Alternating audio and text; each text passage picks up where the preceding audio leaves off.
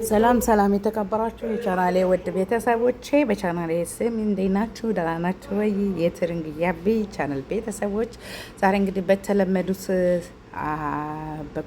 በሀዩ በረኪና ነው የመጣሁት እና የሰይድ ሚስት ልበላት ሁለተኛው ዋርሳ ማለት ነው። ሲቀጥል ደግሞ የወንድሙ ሚስት ስትናገር ነበር እና የምር አንዳንዴ በዝልክ መለከት ወይንም በዝልክ መወደድ ግድ ነው። ሱመያን አለመውደድ፣ ሱመያን አለማክበር፣ ሱመያን አለማድነቅ አይቻልም። የምር ነው የምላችሁ።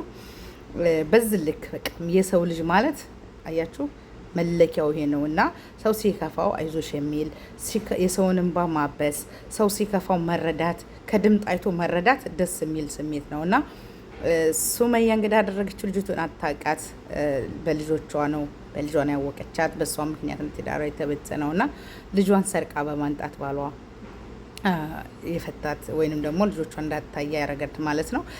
ሀዩ ታስታርቀኛለች፣ ልጆችን እንጥታ ታሳየኛለች፣ እኔም ባለውለቷ ነኝ ብላ ስትል ንግስት ሱመያ ቤት ረግጠሽ እኔ ቤት ልትረግጭ አትችይም ብላ በሰራተኛ አባረረችኝ ብላ ስትናገር ነበርና ሰው አይደለሽም ለኬ የሰይድ ዘመዶች ሊጠሉሽ በዚህ ባህሪሽ ነው ብላም ገልጻለች። አያችሁ አይደል? አንዳንዴ የሰው ልጅ ማለት መለካት ወይንም ደግሞ በዚህ ልክ መደነቅ ያለበት ሰው ማን ነው ብትሉኝ ንግስቷ ሱመያ። እውነትም ንግስት ከሆናት ገብርኤልን ነው የምላችሁ። ይቺ ሀዩ በረኪና የምትባለው ዶማ አለች አይደል? ሰው ቤቱ ሲሄድ ሰው ልጅ ቤት ሲሄድ ውሻ እንኳን አይባረርም ይላል ያገሬ ሰው፣ የወሎ ሰው ሲተረት። ውሻ እንኳን የቤታችሁ መጥቶ እንደ ውሻ አድርጋችሁ እንዳትመልሱት ይባላል በሀገሬ ደንብ እና ህግ ማለት ነው። ይቺ ግን ምንድነው ያደረገችው? ውሻ አስመስላ ልጅቱን ከቤት እንድትባረር ወይም ደግሞ ከቤቷ እንድትወጣ ያደረገቻት ናት ማለት ነው።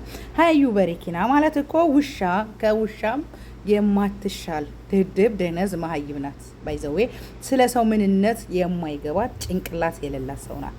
በራሴ አስተሳሰብም ሆነ ሚዲያው የሚያወራው እንዲህ ሀዩ አይነት በረኪና ምን አይነት ሰው ይኖራል? ሰራተኛቷን እንደውም እየተፈጠፈች ነው እንግዲህ በሰው ብር ሰራተኛ ልትቀጥር የቻለችው በሱመያ ብር፣ ሱመያና ሰይድ ባፈሩት ብር ነው። የኛ ጉዳይ አይደለም፣ የኛ ጉዳይ ወይም የኛ ጉዳይ አይደለም። አይ ዶንት ኖ አባይት ግን ምን ያህል በዚህ ልክ ትወደዳለች? ታልጅልስ ሽረብ ጋዋ ኮል ፍጦር በዚህ ልክ ሀዩ በረኪና በዚህ ልክ ህዝቡ ይጠላታል፣ በዚህ ልክ ቆሻሻ ናት ወይ የሚለውንም አብረን እናያለን። እና የምር ሁላችሁ ሚዲያ ተከታታዮች እያያችሁ ነው። የወንድምየው ሚስት ወጥታ የተናገረችው ሱመያ ሳታቀኝ አንድ ቀን ነው ያየኋት ልጇን ስለሰጣት በዚህ ልክ መመረጥ አለ ወይ ብላ እና አመሰግናለሁ ስላዳመጣችሁኝ። ትኑሩ።